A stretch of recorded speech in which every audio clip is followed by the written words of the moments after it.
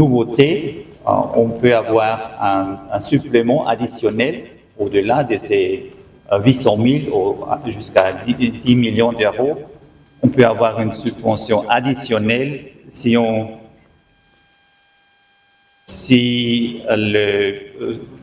l'entreprise propose des mesures et des mesures surtout pour créer des emplois qui peuvent être intéressants aussi pour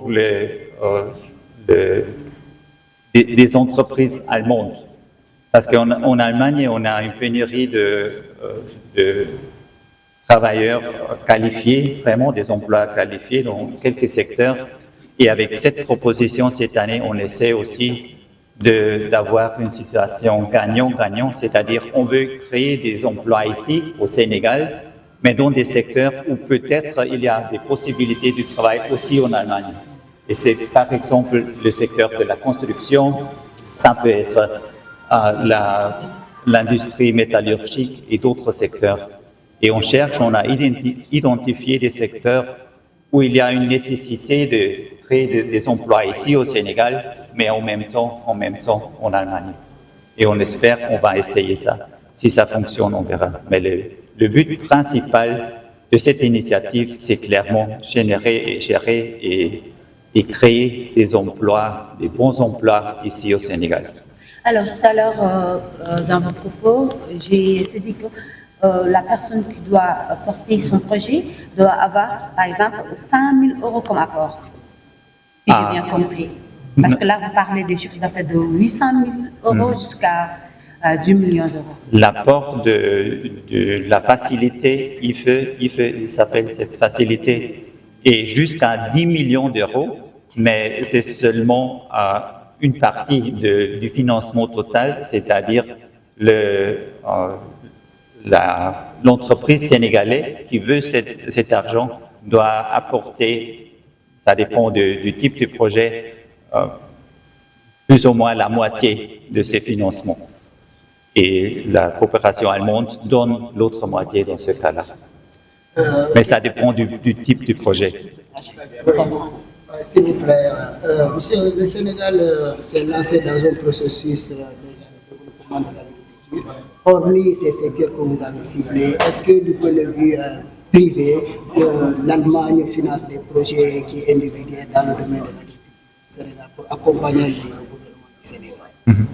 La coopération entre l'Allemagne et le Sénégal, c'est une coopération entre les gouvernements, bien sûr, et on a défini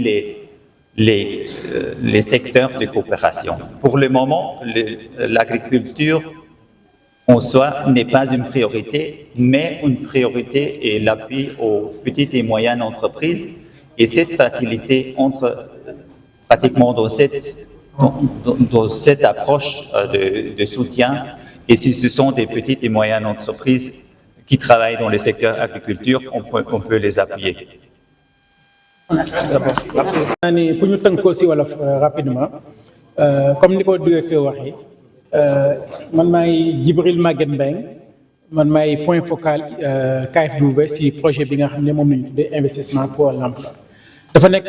projet boo xam ne depuis 2021 nañ ko indi Sénégal du Sénégal kese parce que mi ngi ci juróom-ñetti pays Sénégal, Côte d'Ivoire, Ghana, ñu ngi Maroc, Tunisie, Égypte, Rwanda ak Éthiopie mais Sénégal 2021 nañu commencé. booy xool nag dafa nekk benn projet boo xam ne bu jéggi dayoo lu tax ma naan lu jéggi dayoo mooy yàgg nañoo gis ay fonds d'investissement mais boo gisee fonds d'investissement dafa am ñoo xam ne dañuy indi seen xaalis ñëw ne dama lay lebal wala damay dugg ci sa capital am lu ma moom ci sa capital ci sa entreprise mais projet bi dafa nekk projet boo xam ne fonds bi bu ñëwee danaan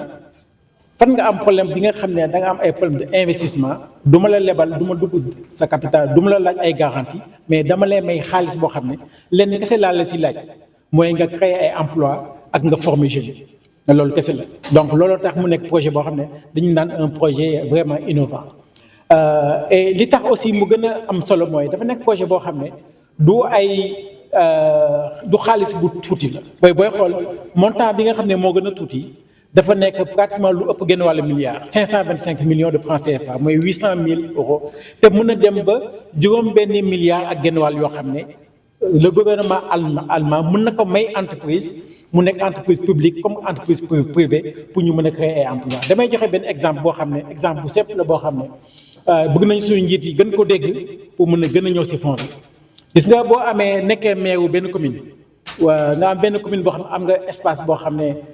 dara nekk fa am ay entreprise yu ñu ne ñu de fii bëgg nañ fee ñëw mais dañoo xam nuñ fi ñëwee parce que amul électricité amul tali amul ndox mbalit bi amul nuñ ko traité boo amee benn projet boo xam ne mairie bi bu indee projet boo xam ne dafa wane ne loolu lépp mën na ko financer qu'est-ce qui va se passer bu dee projet bi dafa nekk 10 millions d'euros oui 6,5 milliards coopération allemande danaan 90% yi mën naa la ko jox mën naa la ko may nga wut ci ay tali mais bu ma jox la ko il faut nga wan ma ne bu ñu demee ba financer loolu lépp entreprise dina ñëw installé wu sa zone entreprise bu ñëwee dinañ créer ay emploi donc dafa nekk loo xam ne lu xaw a doy waar la ko parce que 90% nañu wax si subvention ma jox beneen aspect boo xam ne man bu ma amee sama entreprise ma ne man de am naa sama entreprise maa ko moom lépp lu ci génn maa ko moom maag sama njaboot mais xam naa ne bu ma amee ñu ma jàppale jéem naa wut si banques yi mais dafa xaw a métti si banques yi bu ma amee ku ma jàppale mën naa créer 200 300 emplois kii bi dañ naan coopération bi dañ naan boo ma wanee ne mën nga créer 200 300 emplois boo ma wanee yow foo bëgg a dugal si sa investissement yi bu dee da ngay tabax wala bu dee da ngay jënd ay équipement et cetera projet bi bu nekkee 1 million d'euros wala ëpp na loolu man 25% yi dama la koy may dama la koy jàppale donc bu ma la koy jàppalee nga jënd si ay investissement mën nga jël investissement équipement yooyu dama yóbbu si banque bi man de lii maa ko moom léegi est-ce que mën naa ci sukkandiku pour yow banque bi nga lebal ma pour ma yokk sama capacité de production donc boo koy xool dafa nekk loo xam ne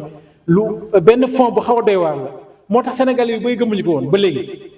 daan discuter ak Hicham mi ngi ak sama yeneen collègues yi depuis 2021 dañuy wax ak ñenn ñi lii laa dafa neex ba nga xam ne xalaatuñu ne lii mën na nekk dëgg mais léegi nag mën nañu ne boo leen gisee information yi lay présenté laaj leen la lettre divergée ñoom ne moom dolli ma ñoom mu jéem nañu am 2,7 millions d'euros boo xam ne subvention la boo demee école énergie ko bi nekk HLM Sedida dafa bëggoon tabax école de formation sur les énergies renouvelables moom terrain bi kese la amoon ñu tabaxal ko équipeel ko lu mat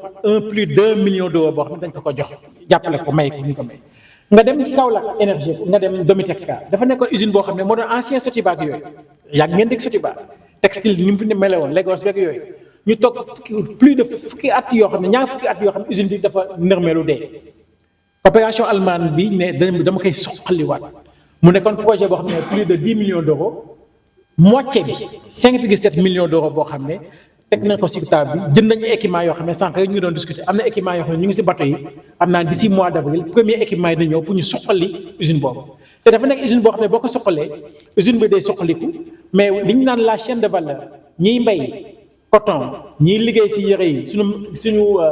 comment dire tailleur yëpp mën nañ ci sukkandiku ce qui fait que en termes de liggéey yi nga xam ne moom la ñuy créer c'est plus de 4300 emplois lu mat ñeenti junni emploi yoo xam ne mën nañ ko créer foofu donc lii mooy solo si nga xam ne moom nañu indi au niveau si kii bi ce fonds spécifique ñu ñaan yàlla nag yéen parce que yéen a ngi fi parce que nit ñi ñu ngi dégg waaye duñu gëm yéen gis ngeen léegi nit ñi mën nañu dem laaj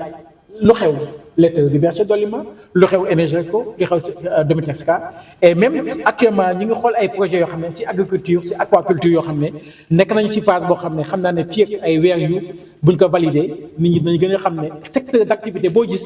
coopération ak man mi ngi ci dugal loxo donc lii mooy intérêt bi nga xam ne moom lañ leen doon présenté tey pour leen maa ngi lay laaj benn question par rapport ak est-ce que c'est réservé exclusivement sur les Sénégalais qui sont là wala waaw xam nga li ñu soxal mooy création d'emploi ak formation mooy xëyu ndaw yi xëyu nit ñi fii ci Sénégal bëgguñu koo xam ne da nga ñëw am sa ñu financé la nga créer emploi Mali wala nga créer ko feneen bu dee da nga nekk sénégalais boo xam ne am nga loo xam ne mën nga créer emploi xëy fii ci Sénégal dañ lay jàpp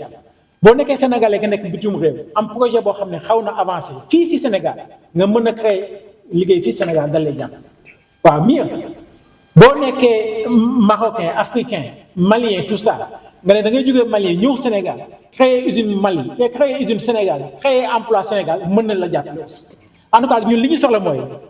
emploi yi ni créé fii lay nekk Sénégal pour xale yi mën cee liggéey dafa am beneen kii loo xam ne dama ko fàtte woon directeur ñëwoon na si ak sama collègue aussi Hicham waxoon na ko muy benn composante bu bees na nga si yokk xam nga dañoo xool ne boo demee Allemagne dañoo soxla yenn liggéey yi mooy ñi liggéey si transport ñi liggéey si bâtiment soudeur yeeg yooyu mais dañ ne léegi si projet bi ren boo indee sa projet ba ñu financé ba pare bu dee yow wane nga ne mën nga former ay nit ñoo xam ne si ay bâtiment si leneen nga xam ne bu ñu bëggee ñu toog fi liggéey mais bu nee dañ ñoo xam ne dañ ne man de bëgg naa dem Allemagne liggéey au moins bu ñuy dem Allemagne ñu yóbbaale benn expertise benn expérience parce que suñu ndaw yi dañuy jël gaal yi dem amuñu métier amuñu dara bu ñu demee foofu dañuy am problème mais loolu boo amee au moins da leen di may benn formation bu ndaw boo xam ne bu ñu demee danaa ma ne lii am naa ko si formation insertion bi day gën a yomb si donc un peu pour répondre à votre question bi nga posé. Alors yan structure leen visé wala c'est tout type de projet. tout type de projet public comme privé ñun daal leen nañuy béy mu nekk projet boo xam ne dañu naan da ngay jaay drogue wala da ngay def loo xam ne loi bi bëgg mais à part ça li ñuy wax ne liste d'exclusion bu weesoo loolu lépp loo xam ne day créer emploi mën na ci dugg dafa am na loo xam ne nag mënuñu ko financer muy banques yi institution de microfinance ñooy bokkuñu si secteur financier bi bokku ci mais à part secteur financier képp ku ñëw nga wanee ne mën nga créer emploi boo ñëwee incha allah muy mbay beeg muy fu ne muy pêche bi muy fu ne boo ko indee boo wanee nag mais nag da ngay wanee nag parce que xam nga 800 000 euros ba 10 millions d'euros xaalis bu bëri bu takku la du lu ñuy maye mu gaaw nii il faut nga wanee ne ni man daal soxla naa ko loolu ma sax moo may permettre ma ñëw si benn point boo xam ne wax nañ ko sax sénégalais dafa tàmm day xaar ba ñu ne suba nañuy clôturer ñoom ñëpp ñu bu ñëw alors que ubbi nañu plateforme bi depuis le 20 day dem ba le 1er juin donc yàgg na nit ñi am nañu lu ma ëpp weer ak genn wàll pour mën a postuler nañ ko def gaaw jéem a indi seen projet ñu mën a bénéficier ci financement yi. mais tam bu fàtte apport personnel yi. waaw xam nga apport personnel mooy leen xam nga li ñuy wax xam nga boo ñëwee ne am naa projet boo xam ne mat na 3 milliards 4 milliards aussi au moins bu ñu la nee au minimum am nga war am cash boo xam ne war na mat 100 000 euros war nga ko am. parce que nag sérieusement 4 milliards boog nga koy ñaan ñu ne la am loolu sax c'est que apport personnel nekkul loo xam ne xaalis yaa ko moom de mën nga dem sa banque ne ko ma de Allemagne yi dañ mën a financer te dama soxla 100 000 200 000 300 000 euros banque ne bu dee loolu la ñii buñ la joxee man mën naa la financer loolu mën na nekk sax nekkul loo xaalis boo xam ne yaa koy dugal sa poche indi ko mais daal ñun dañu la ne buñ la jëndalee ay équipement xanaa nag di nga mën a fay say salaire wu employé mu am loo xam ne yaa ko indil sa bopp loolu daal moo tax ñu naan apport nature boo xam ne un minimum boo xam ne di nga ko war a yooyu pour que bu dara amee nga mën a tibb sa poche wala nga dem sa banque si banque li mu loolu lebal nga faj ci sa soxla yooyu voilà.